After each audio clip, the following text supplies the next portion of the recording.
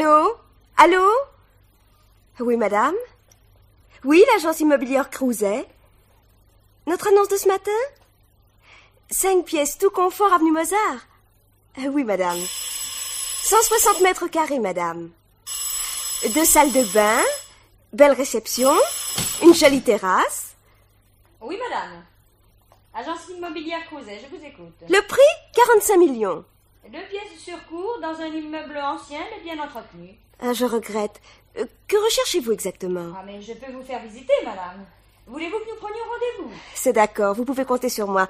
Je vais faire une sélection parmi les affaires susceptibles de vous intéresser. Demain matin à 9h. Bon, c'est noté. Au revoir, madame.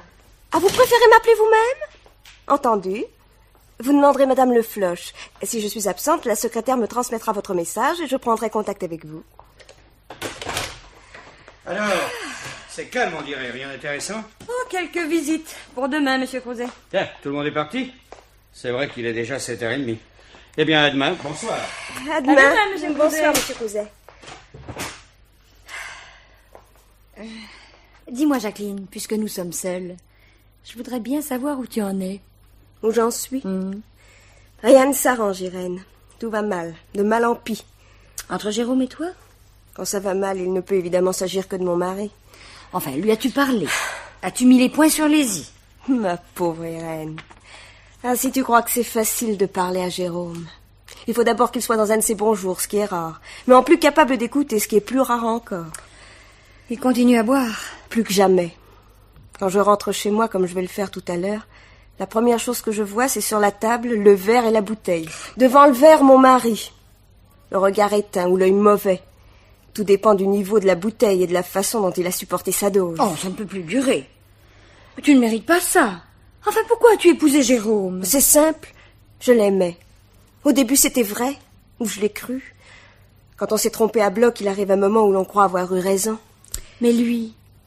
Je lui plaisais, physiquement, mais moralement aussi, parce que je suis forte. Jérôme a toujours été faible. Maintenant, il s'avachit. Pourquoi suis-je devenue négociatrice en appartement? Pour la raison très simple que les vagues affaires dont il s'occupe ne le conduisent à rien et qu'il aurait déjà bu la tasse si je n'étais là pour lui maintenir la tête hors de l'eau. Ah, laisse-le donc couler. Ça sera tellement plus simple. Bien sûr, mais je ne veux pas couler avec lui. Avant, il faut lui faire lâcher prise. Donc, que nous nous séparions. Eh bien alors? Eh bien, dès que je lui parle divorce, il voit rouge. À moins de faire celui qui ne comprend pas. Je suis bonne à tout, et ça bonne à tout faire. À cette différence près que je n'ai pas le droit de lui flanquer mes 8 jours. Tu m'as pourtant dit que ton avoué... Oh, mon avoué, comme tous les avoués. Il attend le moment favorable, comme il dit. Quel moment favorable? Pas celui où Jérôme se mettra dans son tort. Dans son tort? Mais il les a tous. Il n'en a aucun. Pour divorcer, il faut être 2. Comme il fait le mort, je suis seule, je ne peux pas l'obliger à divorcer, car il est bien trop malin pour me donner une arme dont je pourrais me servir. Ouais, c'est cousu de fil blanc. La justice s'appuie sur des textes. Et le code Napoléon a été fait par et pour les hommes.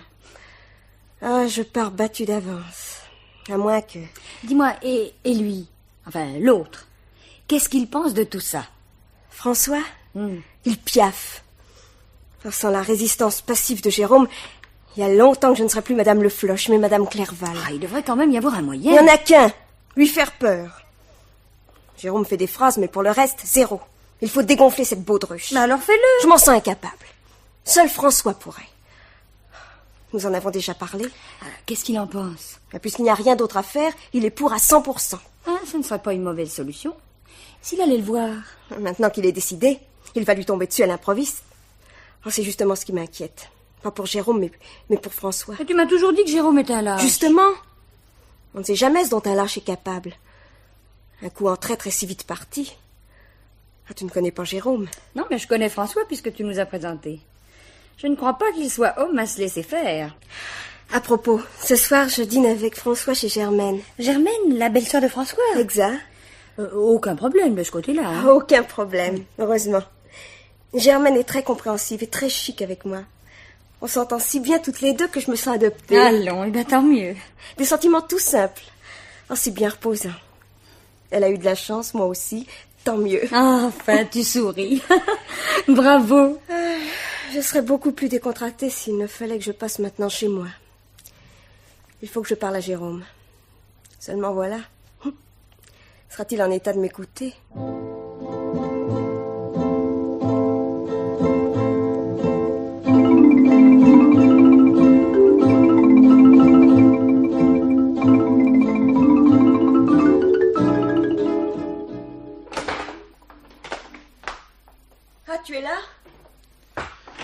Je suis là. Bonsoir, Jacqueline. Bonsoir, Jérôme. Tu sors, évidemment. Tu bois, évidemment. Et chacun tue le temps comme il peut. Tu as tes affaires et j'ai mes ennuis. De nouveaux ennuis ou toujours les mêmes? Oh, la suite des mêmes, si tu veux. Un nouveau juge d'instruction veut fourrer le nez dans mes affaires. Tu finiras en prison. Tu constates ou tu fais un vœu? Je suis pressée. Et tu es hargneuse. Ça te gêne? Va-t'en. Où? N'importe où ailleurs. Et qu'est-ce que j'y ferai dans ton ailleurs? Rien. Exactement ce que tu fais ici. Ça ne te changerait pas. Oh, ma toute belle, tu me déçois. Sans aller jusqu'à dire que je suis un mari complaisant, reconnais que je suis un mari facile. Tu sors, je ne te demande même pas qui t'a invité. Remarque, je ne te le demande pas parce que je le sais. Ton François se languit de toi, tu vas retrouver ton François. Quoi de plus naturel, hein? Donne-moi cette bouteille, Jérôme. D'abord, elle est presque vide, ensuite il y en aura d'autres.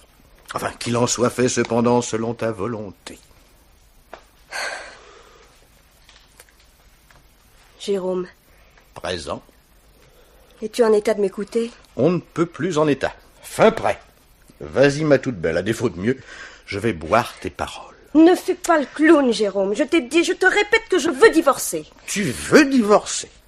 Mais comment donc? Comme si on faisait toujours ce qu'on veut dans cette chienne d'existence. Mais qu'est-ce que tu vas lui donner à bouffer à ton âne d'avoué? Hein? L'avoine du mien est meilleure. Primo, adultère. Bon, je n'entretiens pas que je sache de concubine au domicile conjugal. Et si tu te conduis en gourgandine folle d'un corps d'ailleurs parfait, c'est ton affaire et non la mienne.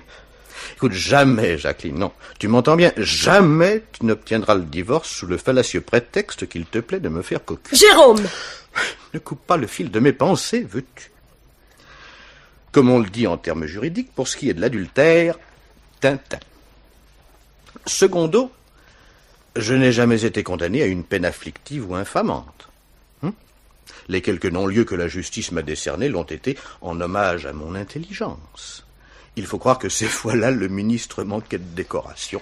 Si c'est une question de gros sous, je suis absolument... Tu me navres. Positivement, tu me navres. L'argent ne m'intéresse pas. Mais tu t'intéresses à celui des autres puisque tu vis à mes crochets. Bon, admettons, si tu y tiens, que je me débrouille pas trop mal et que je sache nager. Comme tous les macros. Oh, le vilain mot. Que tu es parfois décevante. Écoute, Jérôme, d'une façon ou d'une autre, il faut s'en sortir. Si je te quitte définitivement, je te Tu promets... réintégreras le domicile conjugal entre deux gendarmes. Il faut bien que la maréchaussée se rende utile de temps à autre. Mais tu ne peux pas me garder prisonnière malgré moi. Mais tu es libre, mon amour. Libre de tout, absolument de tout. Sauf de me quitter. Je pars, Jérôme. On ne discute pas avec un fou. Ton François t'attend? On ne peut rien me cacher. Il m'attend chez sa belle-sœur. Mais tu n'as pas besoin de te changer. Il te prendra comme tu es. C'est bien assez bon pour lui. Tu deviendrais jaloux par hasard? Ah, ce serait trop drôle. Non, je ne suis pas jaloux. Je ne suis pas jaloux. Je sais seulement que je n'aime pas trop ce genre de sous-location. Mais je n'aime pas non plus qu'on me laisse tout seul, comme un rebut. C'était pas ma vocation, si tu veux tout savoir. Ta vocation. La voilà. Le gros rouge. Amuse-toi bien.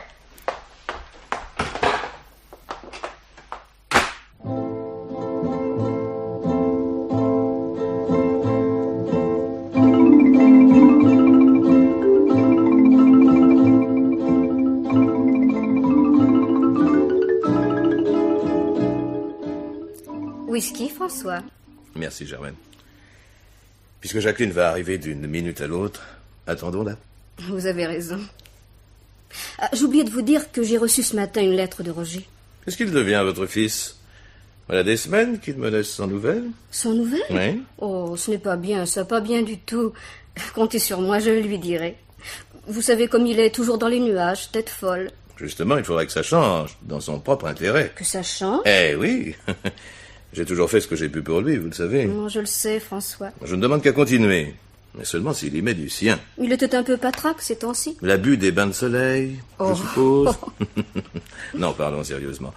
Je pense à son avenir, dont il semble assez peu se soucier. Le neveu à son oncle, c'est pas une situation, ça je l'admets.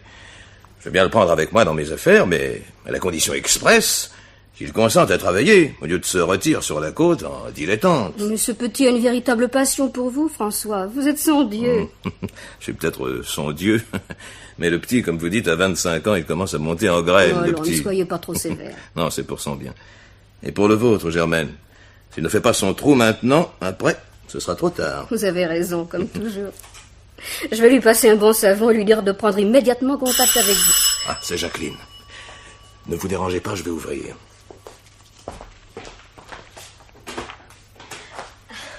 Bonsoir, chérie. Bonsoir. Pas trop fatigué? Ça va. Nous vous avons attendu pour prendre un whisky, ma petite Jacqueline. Je vous sers. Oui, Germaine. Merci. Encore un peu d'eau. Là, c'est parfait. Alors, contente des affaires. Je ne me plains pas. Moi, je trouve votre métier passionnant. Négociatrice. Alors, évidemment, il faut avoir le don. Jacqueline fait bien tout ce qu'elle fait. Elle a le sens du contact. Elle est intelligente. Consciencieuse. Là, vous deux. Je sens que je devrais rougir, mais je n'y arrive pas. Manque d'entraînement ou manque d'esprit d'à propos. Alors, ce mariage. Ah, s'il ne tenait qu'à nous. Il y a longtemps que je serai votre belle-sœur, Germaine. Mais toutes les difficultés ne sont pas encore aplanies. La principale subsiste. Son mari. Celui-là, il est du genre coriace. Un jour ou l'autre, il faudra que je me décide à le descendre. Oh, vous avez tort d'employer des mots pareils, François, même en riant. C'est que je ne ris pas du tout, Germaine. Je n'en ai pas la moindre envie. Mais à plus forte raison. Admettez qu'il arrive un accident à Jérôme. C'est la grâce que je lui souhaite, sans fleurs ni couronne. Je prends vos menaces pour ce qu'elles valent, heureusement. Avec moi, ça n'a pas d'importance. Mais pensez aux autres qui pourraient avoir entendu et, le cas échéant, se souviendraient. Ah, nous n'en sommes pas là, Germaine. Jérôme, à part son foie, se porte comme un charme. Quant à François, la manière forte n'est pas son genre. Il existe d'autres moyens plus subtils d'évincer mon mari. Vous voilà rassuré, j'espère. Non, tout à l'heure, je forçais la note. Mais vous ne comprenez pas toujours très bien la plaisanterie. C'est possible. C'est même certain, puisque vous le dites. Sans doute vieillissez-vous mieux que moi, ou moins vite, ce qui revient au même. Depuis que j'ai perdu mon mari et que votre femme est morte, la seule famille qui me reste, c'est vous, François. Nous vous devons tellement, mon fils et moi. Laissons, Germaine. Ce que j'ai pu faire ne mérite pas qu'on s'en souvienne. Nous vous devons tellement que tout ce qui peut menacer votre bonheur m'inquiète et m'affole. Oh, vous êtes gentil. J'essaie surtout de voir clair. Et voyant clair, je fais, s'il le faut, la part du feu. Reconnaissez comme moi que ce Jérôme n'est pas bien gênant. Pas bien gênant? Oh, elle est sévère, celle-là. Surtout venant de vous, qui êtes, passez-moi l'expression, plutôt à cheval sur les principes. Pour les principes, il faut en prendre et en laisser. Ce qui était impensable au temps de notre jeunesse l'est beaucoup moins aujourd'hui. Ainsi, par exemple, Jacqueline est votre maîtresse, et je l'admets. Ah, c'est encore heureux. Vous dites que je suis à cheval sur les principes, mais c'est vous qui montez tout de suite sur vos grands chevaux. Jacqueline, et je l'en félicite, a dit la vérité à son mari pour qu'il en tire des conclusions qui nous semblaient évidentes. Or, ce Jérôme, contre toute attente, se désintéresse de la question. S'il s'en désintéresse, pourquoi n'en ferions-nous pas autant? C'est évidemment un point de vue, mais... Un point de vue parfaitement défendable. Ce qui compte, c'est l'essentiel. Et l'essentiel, c'est votre amour. Quant au reste... Il va falloir quand même régulariser. Ce serait évidemment préférable, quoique... C'est préférable, à tous les points de vue. N'exagérons pas. François, Oui, ma chérie. je crois qu'il vaudrait mieux... Oui, c'est également mon avis. Vous comprenez, Germaine? Eh bien voilà, nous sommes en décembre. Et bien sûr, nous sommes en décembre, et alors? Et alors? C'est pour juillet, l'événement. Pour... Oh. Eh bien, si je m'attendais, je tombe des nues. Contente? Quelle question, mais ravie. Ce qui ne m'empêche pas de tomber des nues. Il va falloir que j'annonce la nouvelle à mon fils. Comment vais-je m'y prendre? C'est facile, écrivez-lui. Oh, facile, facile. Vous connaissez Roger, François, c'est un émotif, un sensitif. Il vous considérait comme son père depuis la mort du sien. Mais pourquoi compliquer les choses? Rien ne sera changé. La famille s'agrandit, c'est tout. Je suis maladroite, c'est l'émotion. Je vous comprends, Germaine. Je crois même que je vous comprends très bien. Sans être d'une santé délicate, Roger a besoin de ménagement. C'est d'ailleurs pourquoi il vit sur la côte. L'air de Paris ne lui valait rien. Et il aime le soleil. Votre fils, c'est son droit. Comme c'est mon droit de revenir à la légalité. Même si Jérôme ne le veut pas. Je vous ai dit mon point de vue, mais s'il faut m'incliner, je m'incline. Espérons que Jérôme en fera autant. Mais il ne pourra pas faire autrement, Germaine. Enfin, on verra. Attendons. Si nous passions à table. Bonne idée. Il faut que je prenne des forces avant d'affronter ton mari, Jacqueline. Demain, au début d'après-midi, je me pointe chez ton Jérôme. Fais-moi confiance, ça va barder.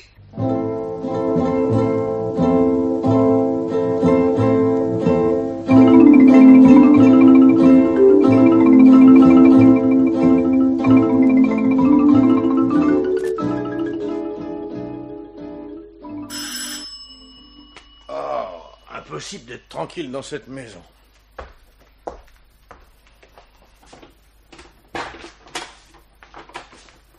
Monsieur Jérôme Lefloche? C'est moi. À qui ai-je l'honneur?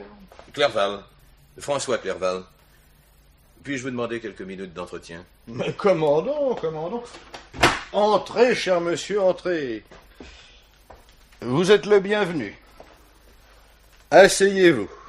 Prenez un siège, les cigarettes sont à côté de vous. Ah. Monsieur, je suis... Croyez-vous à l'instinct?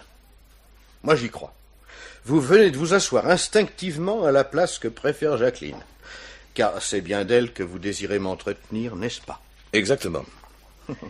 Je sais, croyez-le bien, tout ce que cette entrevue peut avoir de désagréable. À quel point elle peut être pénible, gênante. Ah, pour vous, peut-être, pas pour moi. Deux hommes aiment la même femme. Voilà le type de situation dont les romanciers abusent, mais la vie n'est-elle pas un roman? Il n'y a rien là qui puisse diminuer notre estime réciproque, même si une certaine morale, dite bourgeoise, n'y trouve pas son compte. Nous sommes décidés, Jacqueline et moi... D'ailleurs, à propos de morale, je vous dois une confession. Je suis, si j'ose dire, assez vieux jeu en la matière. Je dis bien vieux jeu et non vieille France, car je ne saurais approuver les licences qui ont marqué certaines époques. Enfin, ne croyez pas cependant que ma rigueur soit à ce point austère qu'elle m'empêche de comprendre certains égarements, voire de les excuser. Mais pardonnez-moi si je vous ennuie. Oh, vous ne m'ennuyez pas. Non, je voudrais seulement savoir où vous désirez en venir. Ah, ceci, monsieur. La personne dont nous parlons a eu, sans en médire, un nombre plutôt considérable d'aventures. Et loin de moi la pensée de vous distribuer un numéro, comme dans tout vestiaire bien tenu. Ah non, ça je vous en prie, hein. Je ne vous choquerais-je par hasard? Ou ne seriez-vous pas au courant de liaisons dont le moins qu'on puisse dire est qu'elles m'ont convaincu tout autant de leur nombre que de leur brièveté? Je vous défends de parler avec une telle légèreté. Mais la légèreté du ton sied aux femmes légères. Une passade après tant d'autres ne mérite pas qu'on dramatise. Sans dramatiser, on se doit de parler gravement d'une chose grave. Je suis au courant. Jacqueline m'en a soufflé 2 mots. Elle voudrait divorcer. Voilà. Et qui pouvons-nous? Eh ben, c'est son droit le plus strict. Très heureux de vous l'entendre dire. Un arrangement amiable vaut mieux qu'une procédure. Nous nous entendons mal, cher monsieur. Il ne saurait être question de l'un ou de l'autre. Jacqueline, et je crois la connaître mieux que vous, m'est toujours revenue, et me reviendra toujours. Je me dois de la défendre contre ses égarements et de la soustraire au mauvais berger. Oui, en clair, c'est d'ailleurs ce qu'elle m'a dit. Elle exige d'être libre, mais vous vous y refusez. Ah, je suis contre le divorce d'une façon générale. Mais plus encore s'il s'agit de mon cas particulier. Car vous êtes seul en cause. Jacqueline ne compte pas. Elle et moi ne faisons qu'un, pour le meilleur et pour le pire. Le meilleur est passé. Le pire, vous y êtes. Voyez-vous ça? Vous y êtes. Puisque vous me forcez à entrer dans le vif du sujet, parlons de votre avenir personnel, à défaut de celui de Jacqueline, que je vois assez bien. Mon avenir, il tient en 3 mots. Attendre, croire, espérer. Attendre, c'est facile à dire. Mais où attendre? Ici, tout simplement. Enfin, réfléchissez, ce n'est pas possible. Ah, curieux, mais intéressant. Et pourquoi ne serait-ce pas possible? Mais l'appartement que vous occupez a été loué au nom de Jacqueline. Elle va en donner congé, liquider les meubles, qui, vous le savez aussi, lui appartiennent. Non, vous avez une imagination délirante, cher monsieur. Et où donc m'envoyez-vous cacher ma peine et cuver mon chagrin? Et à l'hôtel? Pourquoi pas? Autrement dit, vous m'envoyez au coin comme un enfant passage. Là ou ailleurs, vous vous débrouillerez à votre convenance, ou selon vos moyens, que je présume limités. Vous me direz qu'avec du courage, on s'en sort toujours. C'est mon avis. Voilà si longtemps que vous économisez le vôtre que vous devriez en avoir à revendre. Enfin, monsieur, il faudrait s'entendre. Mais je suis ici pour ça. J'aurais pu ne pas vous recevoir, mais je vous reçois. J'aurais pu me boucher les oreilles ou penser à autre chose, mais je vous écoute. Je pourrais relever vos propos en ce qu'ils ont de malsonnant, mais je ne le fais pas. Je pourrais vous flanquer à la porte, mais puisque vous êtes mon hôte, je suis tenu aux marques extérieures de la plus stricte urbanité. Aussi me contenterai-je de vous dire que j'ai apprécié votre baroud d'honneur et qu'à part le coût de l'appartement, qui manquait d'élégance, nous nous sommes si bien compris qu'il vaut mieux nous séparer avant d'en venir comme des hommes de peu aux propos blessants. C'est fini, le blablabla? Non, vous vous égarez. La sortie, c'est par là. Je vous préviens d'une chose. Ça ne m'étonne pas de vous, vous êtes la prévenance personnifiée. D'ailleurs, je le dirai à Jacqueline, ça lui fera plaisir. J'ai jamais aimé le cirque. Les clowns m'embêtent et les voyous me dégoûtent. Comme vous avez raison. Et j'en ai autant à votre service. Vos scrupules... Eh, c'est vrai, j'en ai. Je suis inconscience. Vos scrupules, je vous les achète, avec votre conscience par-dessus le marché. Quant à votre morale... Ah, la morale n'a pas de prix. C'est bien pourquoi je vous en offre un prix inespéré. Tout vieux jeu aux vieilles France que vous soyez, vous conviendrez avec moi que payer, disons, 5 millions pour ce qui vaut 0 représente la meilleure affaire que vous ayez jamais traitée dans toute votre existence de carambouilleurs et d'escrocs. Vous devenez pénible. Je vous donne 5 millions cash, plus l'appartement, plus les meubles. C'est à prendre ou à laisser. Vous êtes rapide en affaires. À prendre ou à laisser. Voyez-vous ça. Votre offre est généreuse. Pas si généreuse qu'elle ne saurait être gratuite. Et que devrais-je vous remettre en échange de vos bienfaits? Vous aurez le chèque contre l'engagement signé par vous d'accepter le divorce et de faire en sorte que nous n'entendions plus parler de vous. Une seule réponse, oui ou non. Oui ou non. Dépêchez-vous, ma patience a des limites. Hélas, cher monsieur, la mienne aussi. Nous ne parlons pas la même langue. Vous savez ce que vous voulez, mais je sais aussi ce que je veux. Moi, je veux Jacqueline. Et j'ajouterai tout comme vous que c'est mon dernier mot. Parfait. La situation s'éclaircit. Et c'est tant mieux. Je ne pensais pas que vous me forceriez à faire usage de moyens qui me répugnent. Mais s'il vous répugne, cher monsieur, écoutez votre conscience et taisez-vous. Ma conscience me dicte justement ce que je devrais faire. Vous écraser. Mais c'est la moindre des choses. Mais avant le carnage, dois-je prendre une assurance vie ou appeler police secours? N'appelez pas la police, c'est inutile. Vous voyez bien. La police, c'est elle qui viendra vous cueillir. De plus en plus fort. Du travail sans filet. Tenir à son épouse légitime est donc un délit? Vous en avez d'autres à votre actif. Grâce à certaines indiscrétions, j'ai pu constituer contre vous un dossier suffisant pour vous envoyer en correctionnel. Escroquerie, abus de confiance, traite de cavalerie, chèque sans provision. Vous n'y couperez pas de quelques années de tôle. Vous êtes épuisant à toujours bluffer. Non, changez de disque. Le voilà, le disque. Affaire Normand. L'Omnium Central. Affaire Le Sage. Société de distribution. Ça vous suffit? Les plaintes seront déposées sous 48 heures. Tous ces gens vous en veulent à mort, au nom justement des immortels principes qui sont les vôtres. Mais imbécile, triple idiot. Vous serez bien avancé après. Et comment? Jacqueline tiendra son motif de divorce. Nous n'en demandons pas plus. Vous permettez?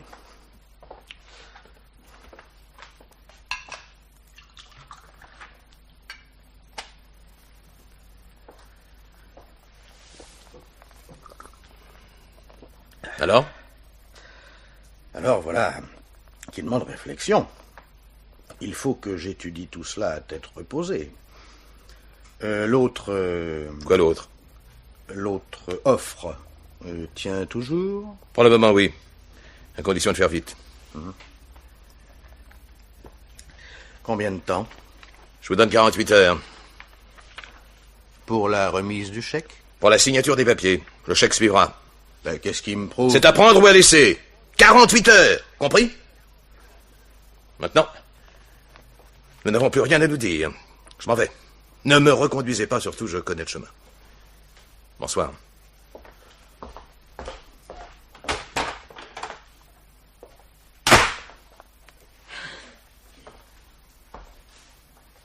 Eh ben... Et Jacqueline est une belle garce. Et son Jules un rude salaud. Et le chèque suivra, qui dit. Qu'est-ce qui me prouve qu'il suivra, le chèque? Ouais. Il veut m'avoir, c'est tout, comme le dernier des abrutis. Non, sans blague. Ça, on ne me vire pas comme ça, moi. Ça serait trop facile. Là, il va y avoir du sport. Et la suite, les menaces, je m'en fous. Ça, c'est du vent, c'est du bidon. Non, c'est Jacqueline que je veux. Je la garde. Et je la garderai par tous les moyens. Par tous les moyens.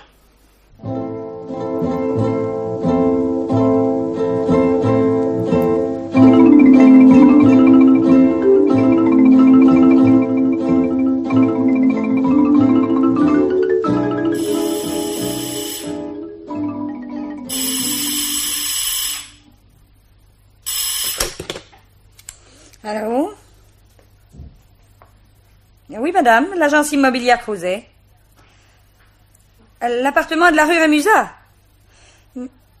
Voyons, de quand date l'annonce? Ah oui. Je regrette, madame, il est vendu. Mais que cherchez-vous exactement? Vous rappellerez plus tard. Eh bien, comme vous voudrez, madame. Au revoir, madame. Ah, bonjour, Jacqueline. Bonjour. Je ne t'ai pas vue ce matin. C'est vrai que tu avais des clients. Toujours rien pour mon avenue Mozart? Si, justement. Ah, J'ai pris un rendez-vous pour toi. Tu le fais visiter à 5 heures. quand même. Oh, sincèrement, ce qui fait son charme à cet appartement, c'est la vue. À 5 heures, il fera nuit, c'est fichu d'avance. À moins que je puisse faire reporter demain matin. Ah, impossible. La cliente que j'ai eue au bout du fil est de passage à Paris entre 2 trains. Oh. Elle m'a téléphoné en débarquant. Ce soir, elle sera repartie. Oui, pas dans ces conditions, évidemment. J'attends la cliente devant l'immeuble. Non, directement à l'appartement. Tu as le nom de la cliente et son numéro de téléphone? Bien sûr, tout est noté sur ton cahier. Elle est descendue dans un hôtel près de la gare de Lyon. Un hôtel? Oh, je l'appelle pour confirmation, c'est plus prudent. J'ai pas envie de manger du lapin, figure-toi.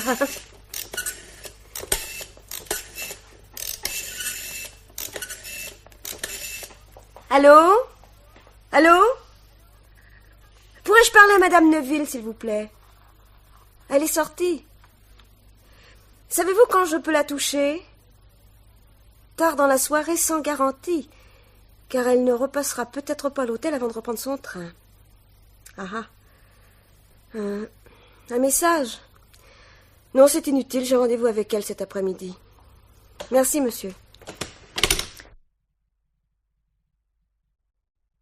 Ah, ben ça correspond avec ce qu'elle m'a dit au téléphone. Elle a laissé sa valise à la consigne et n'est descendue à l'hôtel que pour prendre un bain. Et se reposer 1 heure ou 2 avant de faire des courses. Tu vas voir, tu vas le vendre, ton 5 pièces, ça chauffe. Dis donc, et tes affaires personnelles, où en es-tu?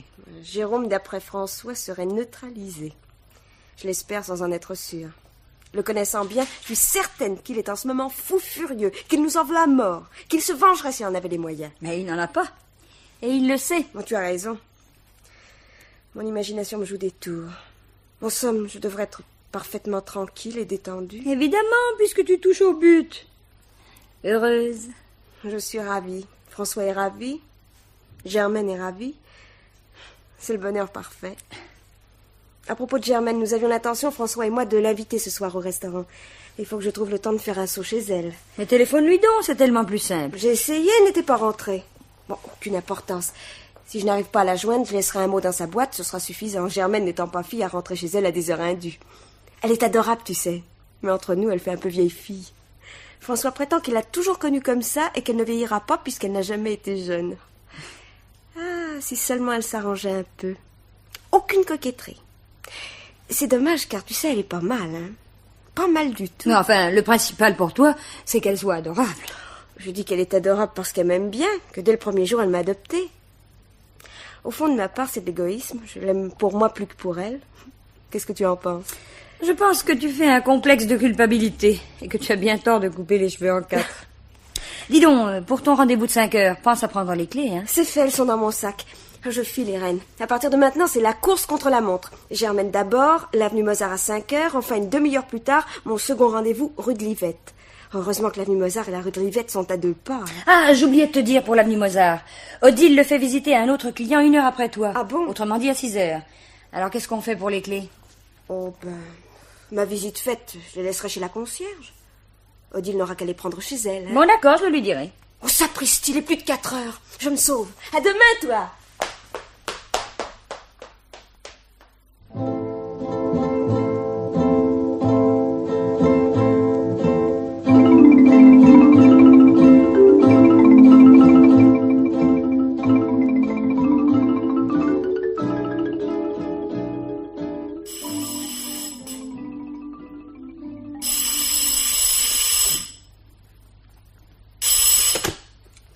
Allô, j'écoute. Oui, madame, je suis au courant. Avec madame Le Floch. Vous avez rendez-vous rue de Livette à 5h30. Ah, c'est étonnant. Mais elle ne va sûrement plus tarder. Je vais essayer de la joindre et je vous rappelle. Vous me téléphonez de chez la concierge. Entendu, oui. Comptez sur moi, c'est une affaire de quelques minutes. Qu'est-ce qui se passe, Irène? Oh, rien de grave, monsieur. Jacqueline Le Floch avait 2 rendez-vous, l'un avenue Mozart à 5 heures, l'autre à 5h30 rue de Livette. Oui. Et la cliente de la première visite est accrochée par l'appartement, ou alors, comme beaucoup, elle raconte sa vie. En tout cas, l'autre cliente fait le pied de grue chez la concierge de la rue de Livette depuis un bon quart d'heure. Elle n'est pas bonne. Hein. Ah, on va alors appeler l'avenue Mozart. Il y a le téléphone dans l'appartement. Mais c'est ce que j'allais faire, et ensuite je rappelle la rue de Livette. Hein.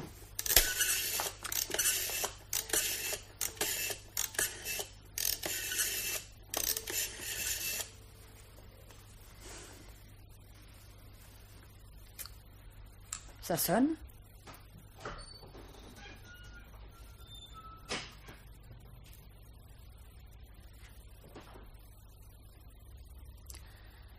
Ça sonne, mais personne ne répond. Attendez un peu avant de raccrocher.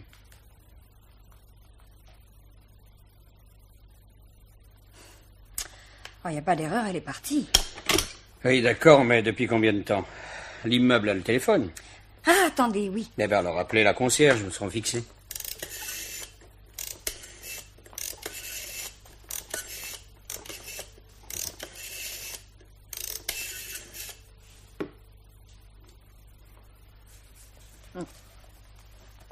Auteuil 2087?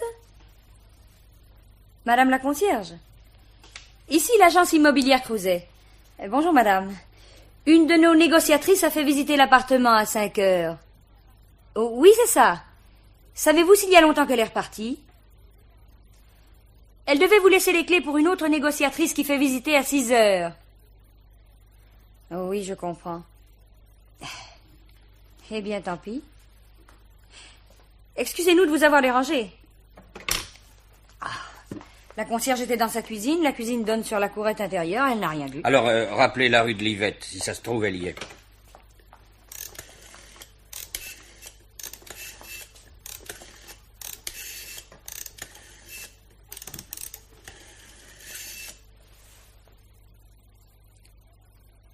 Allô, ici l'agence immobilière Crouzet, madame la concierge. Savez-vous si... Oh, oui, bien entendu, je ne quitte pas. Elle me passe la cliente. D'accord. Oui, madame? Madame Le Floch n'est toujours pas là? Ah, c'est ennuyeux, bien sûr, très contrariant. Mais justement, non, je n'ai pas pu la joindre. Elle était déjà partie. Ouais, elle doit avoir de la peine à se garer, vous savez, le stationnement à l'époque actuelle, hein. Merci, madame, vous êtes très aimable. Entendu. Bon, pas trop furibonde? Oh, pas trop, la bonne moyenne. Tout va s'arranger, c'est peut-être même arrangé à l'heure qu'il est. Oh, déjà 6 heures. J'ai encore quelques coups de fil à donner. Eh ben, ça sera pour tout à l'heure. Allô, oui? Oui, c'est moi. Qui est à l'appareil? Odile? Comment? Comment? Oh, ben ça, par exemple. Ah, je pense comme vous. Ne quittez pas, Odile, je tiens Monsieur Crouzet au courant. Encore un pépin? Odile devait faire visiter l'avenue Mozart à 6 heures, autrement dit maintenant. Jacqueline devait laisser les clés chez la concierge, aurait mis son pas. Bon, elle était en retard, elle s'est énervée, les clés sont dans son sac. Mais non, monsieur. Mais qu'est-ce que vous en savez? La voiture de Jacqueline est toujours garée devant l'immeuble. Hein? Mais oui, c'est ce que vient de me dire Odile. Je l'ai toujours au bout du fil. Bon, dites-lui qu'elle m'attende, je serai sur place dans un quart d'heure. A-t-elle au moins sonné à l'appartement? Oui, monsieur, mais c'était comme pour nous il y a 20 minutes au téléphone, personne ne répondait.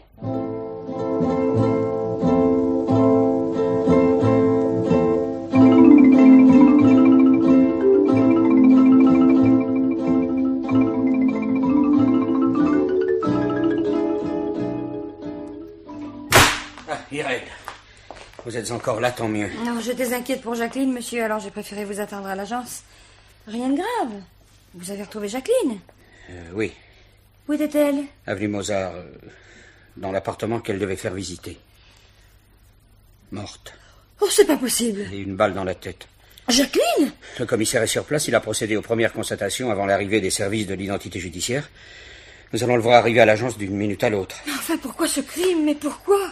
Son sac était à côté d'elle, mais rien ne semble avoir disparu. Alors c'est incompréhensible, nous sommes tous d'accord, mais ça ne nous mène nulle part. Il y a un assassin, c'est la seule chose certaine. Mais le meurtre est inexplicable, à moins qu'il ne soit l'œuvre d'un fou. Il y a des pyromanes, des éthyliques, des sadiques un peu partout, mais ils ne s'attaquaient pas jusqu'ici à l'immobilier. Il faudrait qu'on mette la main sur ce type et que ça ne traîne pas. Le crime d'un fou. C'est l'avis du commissaire? À première vue, oui, en attendant les résultats de l'enquête. C'est pour l'enquête que le commissaire va venir à l'agence? Mais pourquoi d'autre voudriez-vous que ce soit? Il va vous interroger. Mais je ne sais rien, moi, absolument rien. Non, mais, ce n'est rien. Calmez-vous, tenez. Attention, voilà qui arrive. Entrez, je vous en prie, monsieur le commissaire, nous vous attendions. Mademoiselle. Irène Vernac, commissaire. Très bien, très bien. Vous êtes négociatrice à l'agence? Oui, commissaire. Bien. D'après ce que m'a dit votre directeur, Madame Le Floch était votre amie. Nous sympathisions, oui. Eh bien, quand deux femmes sympathisent, elles se font des confidences. Que savez-vous de Madame Le Floch? Ses affaires s'arrangeaient. Ah, quelles affaires? Elle allait divorcer. Oui, c'est un point de vue qui en vaut un autre. Ah, donc, son ménage... Elle allait mal. Mais son mari refusait de lui rendre sa liberté. Elle était quand même sur le point de l'obtenir et de refaire sa vie. Quand on refait sa vie, c'est généralement avec quelqu'un. Donc, avec qui? Avec qui, le savez-vous? Elle était fiancée avec Monsieur Clerval. François Clerval. François Clerval. Vous avez son adresse? Voilà. Merci. Je verrai donc le mari d'abord, le fiancé ensuite. Madame Le Floch ne semblait pas avoir ces temps-ci de soucis particuliers, non? À part son mari, non. Vous venez de me dire que ses affaires s'arrangeaient. Elle avait peur de Jérôme. Jérôme, c'est le mari.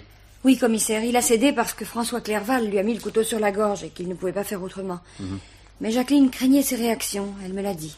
Intéressant, mais... Je crois savoir ce que vous pensez, commissaire. Pour abattre sa femme avenue Mozart, il aurait fallu qu'il soit au courant de ses rendez-vous. Or, il ne les connaissait pas. Certainement non. Oui, remarquez, il a pu la suivre ou la faire suivre. Et en voiture avec les embouteillages. C'est impossible. Oui. Il a pu téléphoner ou faire téléphoner à la parution d'une annonce. Au fait, combien avez-vous de lignes à l'agence? 12, monsieur le commissaire. Une par négociatrice. Dans ces conditions, autant chercher une aiguille dans une meule de foin. Pardon, chaque négociatrice a sa ligne personnelle dont le numéro figure sur ses publicités. Oui. Et cet appartement de l'avenue Mozart, Madame Le Floch l'avait depuis longtemps? Presque un mois, à raison de 2 annonces par semaine. Et Madame Le Floch avait un rendez-vous pour le faire visiter. Quand a-t-elle pris ce rendez-vous? Aujourd'hui même. Mais comme elle était absente, c'est moi qui ai décroché sur sa ligne et pris la communication. La voix ne vous a rien rappelé? Rien si vous pensez à Jérôme Le Floch. C'était une voix de femme comme tant d'autres. La cliente téléphonait d'un hôtel. Oui, pour son compte. À moins que... Enfin, nous examinerons ça de plus près. Comme toujours, dans ce cas-là, nous avons fait l'identité de notre correspondante. L'identité? Oui, nous rappelons le numéro qu'on nous a donné pour éviter les lapins dans la mesure du possible. Oui. La cliente, une certaine Madame Neuville, était sortie. Mais elle était bien descendue dans cet hôtel. Madame Neuville. Oui. Et elle est venue au rendez-vous de l'avenue Mozart? Vous m'en demandez trop, commissaire. Franchement, je n'en sais rien. Il y a des clients qui se ravisent au dernier moment sans se donner la peine de prévenir. Oui. Bon. Autre chose, quel était l'emploi du temps de Madame Le Floch en cette fin d'après-midi? Eh bien, elle devait essayer de joindre la sœur de son fiancé. Ensuite, elle avait ce rendez-vous avenue Mozart, et puis un autre rue de Livette. Rue de Livette, oui, bien. Vous êtes absentée du bureau, mademoiselle. Et quand, commissaire? Cet après-midi, par exemple, entre 5 et 7. J'ai fait quelques courses, comme toujours. Oui. Je rentre aussi tard chez moi que tous les commerçants sont fermés. Mais pourquoi cette question? Bon, j'ai posé la même tout à l'heure à votre directeur. Mais dans notre métier, il faut une quantité de petits riens pour faire finalement un tout à peu près acceptable. Eh bien, je vous remercie. Le mari, le fiancé, la famille, l'hôtel, la cliente. J'ai du pain sur la planche. De quoi remplir ma journée de demain. Eh bien, à bientôt. Je vous tiendrai au courant, monsieur le commissaire.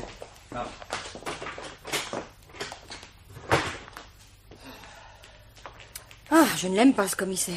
Il a une façon particulièrement déplaisante de vous regarder en posant des questions stupides. Bon, rentrez chez vous, Irène, reposez-vous, vous en avez besoin. Demain, ça ira mieux, hein?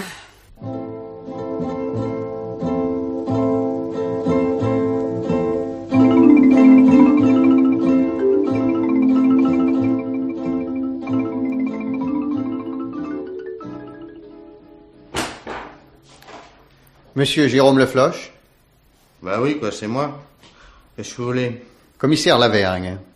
Oh, salaud! Ah, voilà un accueil qui mérite une justification. Entrons chez vous, d'accord? Oh, d'accord ou pas, avec vous autres, c'est toujours la même musique.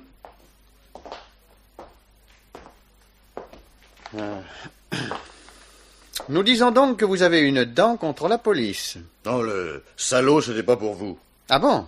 Mais pour qui alors? Bah, pour l'autre. Le Jules de ma femme. C'est lui qui vous envoie, pas vrai? Je ne vois vraiment pas de qui vous voulez parler. Non, vraiment pas. Ah, je croyais. Oui. Enfin, voilà un premier point théoriquement éclairci. Enfin, du moins pour le moment. Passons au second. Alors, c'est une revue de détail. De détail, si vous voulez. Où étiez-vous hier soir de 5 à 7? De 5 à 7. Oh, ma foi, j'en sais fichtre rien. Répondez, où étiez-vous? J'étais... pour rien vous cacher, dans les vignes du Seigneur. Et je m'y trouvais magnifiquement bien. Ici, dans cette pièce, devant cette bouteille? Ici ou ailleurs, hein. Quelle importance. Oui, enfin... Quand avez-vous rencontré votre femme pour la dernière fois? Je l'ai pas vue depuis que son Jules est venu me menacer à domicile il y a 2-3 jours. Quelque chose comme ça. Ouais, son Jules, c'est François Clerval, c'est ça? Si vous voulez. Une fameuse petite ordure. Mais quand vous êtes arrivé chez moi, j'ai cru que c'était Sagouin qui vous envoyait. Enfin, puisque c'est pas le cas, bon, tirons un trait. C'est ça. Alors, pouvez-vous me dire ce qui me vaut l'honneur de votre visite? Madame Lefloche. Ah, la garce. Ah, celle-là, depuis qu'elle s'est mise dans la tête de m'embêter. Eh bien, elle vous ennuiera plus. Elle est morte. On l'a assassinée hier soir. Qu'est-ce que vous dites? Je vous dis qu'on l'a tuée. Bon Dieu. Qui? Ah, ça, je compte sur vous pour me l'apprendre, figurez-vous. Oh, Jacqueline. Oui, non, je vous en prie, laissez cette bouteille. Jacqueline. Non, pas de sensiblerie, allons. D'ailleurs, le ton n'y est pas. Vous vous détestiez tous les deux. Oui, maintenant, je sais plus. Vous étiez sur le point de divorcer. Oui, on était sur le point. C'est pourtant vrai. Alors? Alors, je sais pas. Non, Jacqueline morte, moi, les choses m'apparaissent plus du tout sous le même angle, je les vois plus de la même façon. Non, vous pouvez pas comprendre, mais moi, je me comprends. Ouais. Vous maintenez que vous étiez ivre? Oui. Donc, pas d'alibi. Ah, c'est malheureux pour vous. Bon. Moi, vous savez, de toute façon, j'étais un homme fini. Hein? Alors, un peu plus, un peu moins. Un peu plus tard, un peu plus tôt. Oh non, un crime passionnel, ça se défend. Avec un bon avocat, on s'en tire. Mais j'ai pas besoin d'avocat puisque j'ai pas tué Jacqueline. Ah, ça, j'aurais pu le faire. Ça, remarquez ça. On a fait trop voir. Mais je l'ai pas tué. Peut-être que j'aurais dû. Est-ce qu'elle avait des ennemis? Comment je pourrais le savoir? Elle me disait rien de ses affaires. Quand nous ouvrions la bouche, c'était pour nous lancer des injures à la tête. Des ennemis, ça... Elle devait forcément en avoir. Bon. Eh ben, restons-en là pour aujourd'hui. Mais dans votre propre intérêt, il faudra essayer de vous souvenir. L'ivresse à bandeau. Vous n'avez pas d'alibi, mais un mobile. Vous m'écoutez? Ouais, je vous écoute, oui. Mais je pense. Ah, on peut savoir à quoi vous pensez? Je pense que vous perdez votre temps, commissaire. Cherchez ailleurs.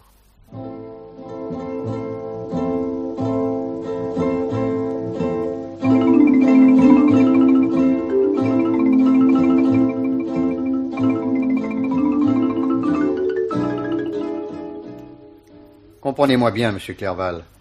Et vous aussi, madame.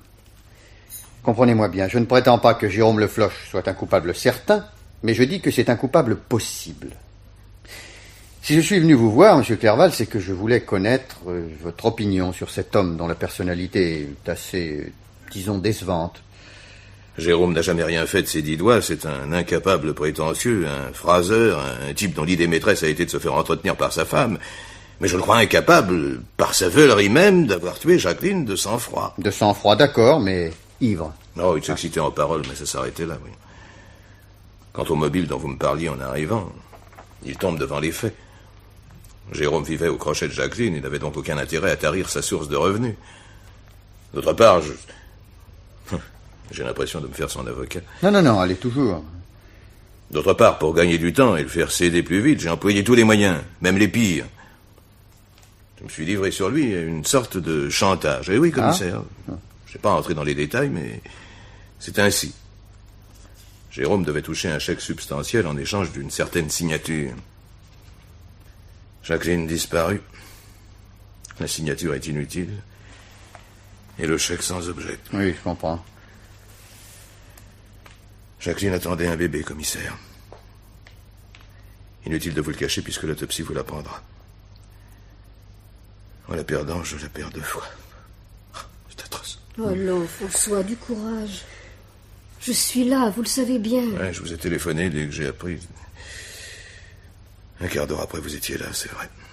Je me suis installée chez François, commissaire. J'y resterai aussi longtemps qu'il le faudra. J'ai télégraphié à mon fils, il va venir. François ne doit pas rester seul, surtout maintenant. Oui, bien sûr. Je dois maintenant vous poser à vous deux une question... Une question restée jusqu'ici sans réponse. Madame Le Floch avait-elle des ennemis? Certainement pas, commissaire. Mais certainement pas. Tout le monde l'adorait, à part ce Jérôme, bien entendu. Que François défend, je ne sais trop pourquoi. Si Jérôme n'est pas l'assassin, ce qui reste à prouver. Le criminel ne peut être qu'un fou. Un fou. J'ai tout de suite pensé. Mais cette idée-là élargit le champ des investigations au lieu de le restreindre. Le métier de Jacqueline était dangereux. Je ne sais combien de fois je l'ai mise en garde. Un inconnu, la nuit, dans un appartement vide. Malheureusement, j'avais raison. Savoir cet homme en liberté, c'est effrayant. Bon, je ne vous ennuierai plus longtemps. Une dernière question, voulez-vous, pour confirmer ce qui m'a été dit? Oui, je vous écoute. Ces derniers jours, il ne vous a pas semblé que Madame Le Floch avait une prémonition, un pressentiment? Oh non, rien.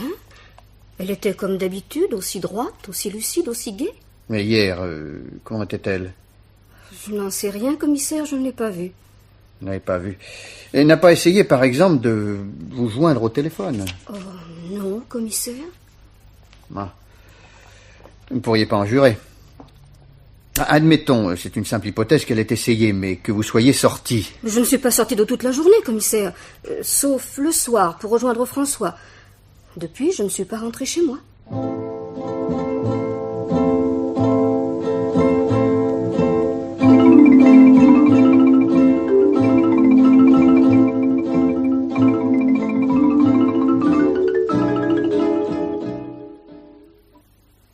Germaine. Oui, François. Je me demande à quoi rime ce coup de fil du commissaire Lavergne. Il me demande si je me sens mieux et si vous êtes toujours chez moi pour me tenir compagnie. Après quoi, il m'annonce qu'il fait un saut ici, puis il raccroche. Qu'est-ce que ça veut dire? Oh, pourquoi êtes-vous si nerveux? Il fait son métier, voilà tout. Quand il sera sur une nouvelle affaire, il nous laissera tranquilles. C'est une question de temps et de patience. Savez-vous ce que je croirais sage? Dites toujours. Changez d'air. Partez vous reposer quelque temps dans le midi. Seul, vous savez. Toujours cette hantise de la solitude. Mais vous n'êtes pas seul puisque je suis là. Puisque je serai là. Puisque je serai là n'importe où. Et aussi longtemps que vous le voudrez. Voilà notre commissaire, espérant qu'il ne va pas s'incruster. Entrez, commissaire. Entrez donc. Bonjour, madame. Bonjour, monsieur Clerval. Bonjour, commissaire. Alors, il y a du nouveau? Oui et non. C'est-à-dire? C'est-à-dire qu'il y a des petites anomalies dans certaines déclarations. Des témoignages qui demandent à être éclaircis. Par exemple? Eh bien, par exemple, le jour de l'assassinat de madame Le Floch. Vous n'avez pas bougé de chez vous, madame? C'est exact. Sauf, je vous l'ai dit, pour rejoindre mon beau-frère le soir, quand il m'a appelé. Bien. Et pourquoi n'avez-vous pas ouvert madame Le Floch quand elle a sonné chez vous? Mais elle n'est pas venue. Je suis mieux placée que vous pour le savoir, il me semble. Alors, expliquez-moi ce que signifie ce mot que j'ai trouvé le soir même dans votre boîte aux lettres du rez-de-chaussée. 4h30. Désespérant de vous joindre, ma chère Germaine, je vous laisse ce billet en espérant que vous l'aurez suffisamment tôt pour venir nous retrouver. Nous vous attendons à dîner, François et moi, sans faute à 8h. Je suis l'adresse d'un restaurant. Voilà. Qu'en pensez-vous? Ce qu'il faut en penser. Ou Jacqueline s'est trompée d'étage, ou je dormais, ou la radio a couvert le bruit de la sonnerie. Oui, c'est possible. Autre chose, monsieur Clerval. Si vous aviez voulu téléphoner à madame Le Floch le matin de ce jour-là, l'auriez-vous appelé à l'agence? Non, certainement pas. Jacqueline avait une matinée très chargée. Elle nous avait dit à ma belle-sœur et à moi qu'elle ne serait à l'agence qu'en début d'après-midi. Ah, vous vous en souvenez, madame? Vaguement, pour moi c'était sans intérêt. C'est également mon avis, commissaire. Vous permettez, monsieur? La cliente a téléphoné d'un hôtel. Pas de chez elle, ni d'un café, ni d'une cabine, car elle savait que l'agence rappelle toujours son correspondant pour s'assurer qu'il existe réellement à l'adresse donnée. Donc, la personne qui a téléphoné était très au courant des méthodes de l'agence et savait que madame Le Floch serait absente, de sorte qu'elle ne risquait pas d'être reconnue. Mais où voulez-vous en venir, commissaire? À ceci. Vous n'étiez pas chez vous, madame, mais à l'hôtel d'abord, et n'importe où par la suite. En tout cas, je peux vous dire où vous étiez à 5h. Vous étiez avenue Mozart. Mais enfin, c'est de la folie. J'aurais tué Jacqueline, moi. Enfin, je tenais à elle plus qu'à tout au monde, puisque François l'aimait. Mais c'est vrai, commissaire. Vous faites lamentablement fausse route. Vos déductions ne reposent sur rien, on n'accuse pas sans preuve, enfin. À la description que j'ai faite de vous, madame, le portier de l'hôtel vous a reconnu. Il le confirmera au cours de la confrontation qui aura lieu tout à l'heure. Mais enfin, commissaire, vous savez aussi bien que moi que le meurtre de Jacqueline est l'œuvre d'un fou. D'un fou, oui, ou d'une folle. Bon, c'est trop fort, je m'en vais. Restez. Vous vouliez des preuves? Psychologiquement, j'en ai plus qu'il n'en faut. Si. L'arrivée de Jacqueline Le Floch dans la vie de votre beau-frère handicapait le présent et ruinait l'avenir. Pourquoi? Rien n'aurait changé. Monsieur Clerval vous aurait encore aidé. C'est à peu près certain, mais l'héritage vous échappait. Nous avons pratiquement le même âge, c'est stupide. Aussi n'est-ce pas à vous que vous avez pensé, mais à votre fils. C'est pour lui, uniquement pour lui, que vous avez tué. Je vous défends de prononcer un C'est tel... pour lui, uniquement pour lui, que vous vouliez vous faire épouser. Et c'est à cause de lui, uniquement à cause de lui, que Jacqueline Le Floch devait être abattue. J'aime mon fils, c'est vrai. Plus que tout. Je ne croyais pas qu'un jour on me le reprocherait. Vous permettez, commissaire? Je vous en prie. Ensuite, j'aurai 2 mots à vous dire. Je vous jure que ça ne traînera pas. Oui? Comment? Mais... Comment? Oh. Oui, comptez sur moi, ce sera fait. Vous aviez à me parler, monsieur, je vous écoute.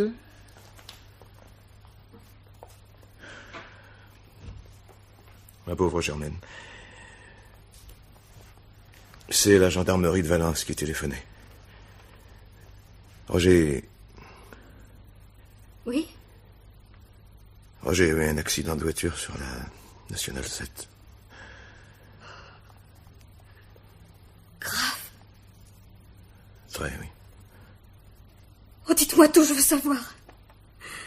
J'ai le droit de savoir. Roger est mort, Germaine. Il a été tué sur le coup. Oh mon Dieu. Avoir fait ce que j'ai fait. Ça ne sert à rien. Le destin de ces retournements. Vous êtes ignoble. Mon fils est mort. Vous ne comprenez donc pas que mon fils est mort? Ce n'est pas juste. Jacqueline Le Floch aussi est morte. Mais ce n'est pas juste non plus. Allons, vous feriez mieux d'avouer. Libérez-vous au point où vous en êtes. Allons. C'est moi qui l'ai tué, c'est vrai. Germaine. Enfin, vous n'avez pas pu faire une chose pareille. Mais pourquoi? Pourquoi? Je la détestais autant que j'aimais mon fils. C'est pour lui. Pour personne d'autre. Moi, je ne comptais pas. Oh, et puis à quoi bon?